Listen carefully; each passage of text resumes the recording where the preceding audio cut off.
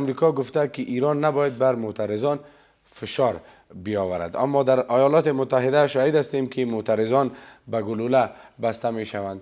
شما دیدین که خود امریکا چند روز پیش به ونزوئلا چی کرد. ما می بینیم که امریکا با اسرائیل در فلسطین چی میکنه. این از چه قرار سی رقم گپا و سخن؟ صحبت های ترامپ بیشتر صحبت هایی که حرفاش مضحک و خنده آور است، همیشه هم بوده و همین رقم بوده. یک دولت غلدور، یک شخص بسیار بی منطق دم از حقوق بشر میزنه، دم از انسانیت میزنه، دم از آزادی میزنه، دم از زن و زندگی و آزادی میزنه، در حالی که خودش یک آدم تروریست است، یک آدم ربا، یک آدم دوست.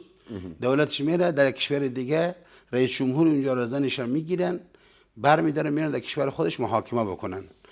و شما ببینید دیگه این منطق کجای در دنیا همچین ما هم فرمولی داریم که به هر حال این آدم داره و میاره در اونجا او رو محاکمه میکنه.